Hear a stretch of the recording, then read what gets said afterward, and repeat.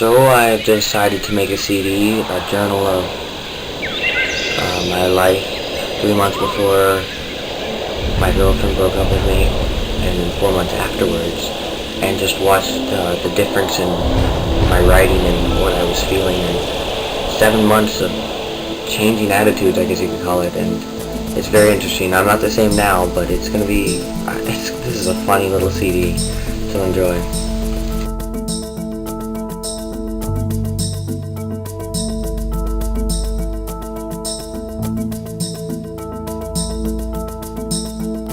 I'm sad. Natalie doesn't feel the way I feel about her. I wish so bad that she would love me.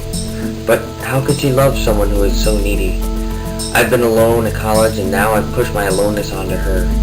I've tried so hard to be with her and so little on being with me. I want to cry. But that feeling I got when I was younger that said it was bad for a boy to cry has come back to haunt me. My mind is unclear on what though. I sit and truly try to think, but it isn't working. I don't want to drink now. Most of the time when I heard it might help a little. That won't end the rage in my stomach. I don't want to rebound. I hate girls. Natalie wasn't just a girl. She was the ability to freely think. Everything is clear now. Now I'm crying. So sad to love hurt me. So sad to become so vulnerable. The problem is that I'm not angry. Now I'm really sad. I hate this.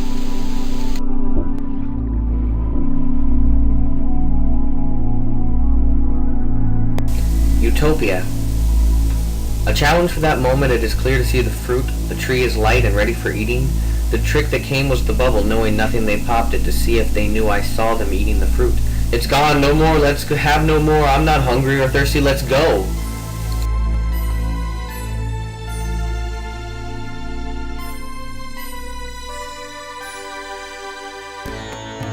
For 1 year I had been in love, and then it hit her that this wasn't that kind of love. The time passed where he was learning and growing, but the distance of growing came when it became a memory. Your part of my soul is still alive and very present. I don't think of you all the time, but when I notice the way someone creates thoughts on another's thoughts so intensely, or when I see a couple actually listening to one another, I think of you. I will try to avoid seeing you as a memory because my heart loves your presence, filled with a conscience, passion, and charisma that you have brought me. I'll no longer worry about the small materialistic parts of life, and I will now accept the grand picture. I found it in the Bible. That is very strange. Read Matthew 24, 8-9, not to sound too religious. I like the room. The bed holds space for two, a bathroom that I don't have to lock. I'm keeping the room for a long time.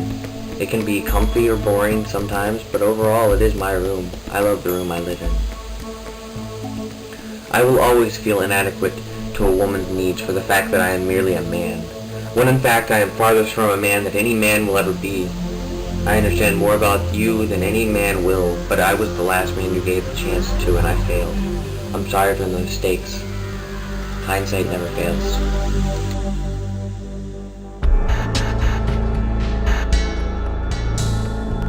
Tell them not to be scared. Never fear your own happiness.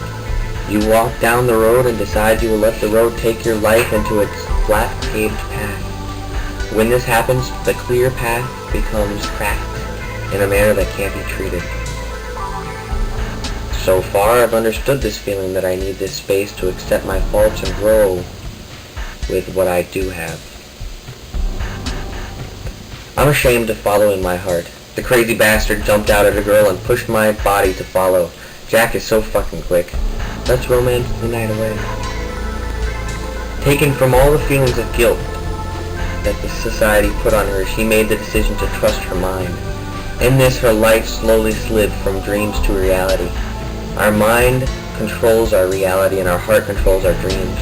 So the fool shot out at the heart with a twist of her tongue and ended the confusion that was her heart telling her to think it through the walls of pride and doubt. She is here to eat of the tree of knowledge as it shines with chemically altered fruit.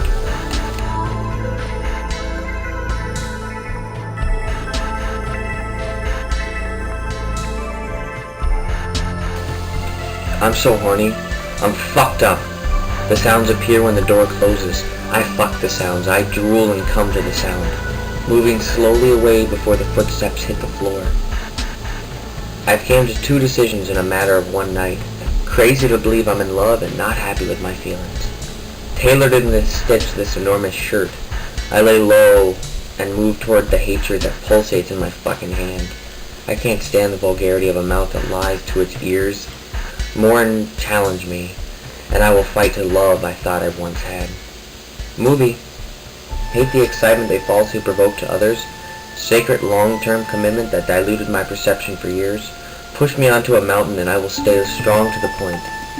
Jen and Mike know the same feeling I have. Take the heart, the love they feel, not think, for one another. I captivated to their presence because the tension, good tension, that transcends the heart to the fingers to the touch.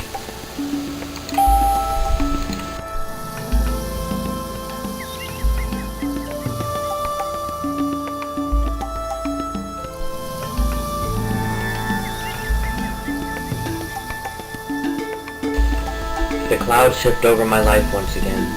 The wind has brought a never-ending plaguing that has permeated into my body from the air. Should I be mad and try to push this bad chi out, or should I accept it and hope it doesn't do any more damage to my heart? I study for a time and learn for the rest. People walk around and mask these feelings. I know they must carry on their shoulders a huge rock of fear. Why do they hide so well and leave me to cry alone on the porch with a fear cleverly disguised in a cigarette?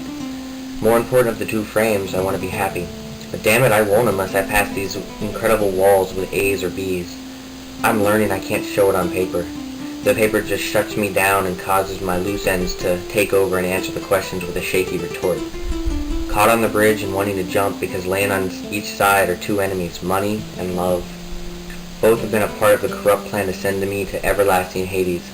Now I think of pivoting my foot to face the endless ocean which lays beneath me, and the fish sing the tune of nothingness. My clothes on weigh me down. Food only makes me tired.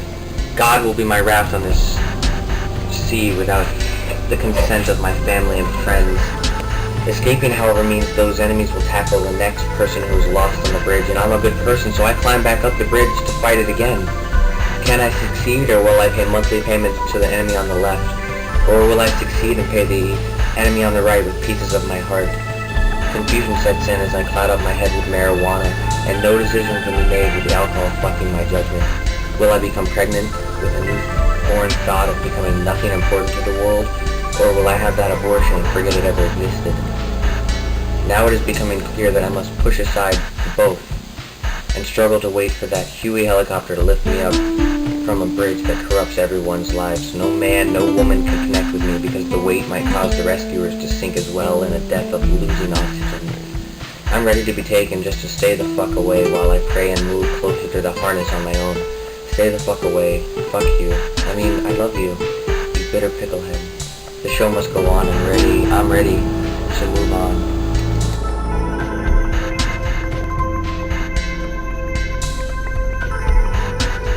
The deep end is dangerous for a person to play. The strange and involved come closer to you. As kids, you stay in the shallow end because you are not ready for those big cliffs and tunnels down way deep. Your parents teach you this, yet you always stray away. You think you're right and end up neck deep with problems so deep. Why don't you stay in the shallow end until you have grown up? Because the deep end looks shallow if the water is murky. The deep asks you to come closer and closer, and more problems begin that you still follow. No raft or floaty will help you float. They are just rumors. Swim for yourself. Please stay away from the deep end until you're ready.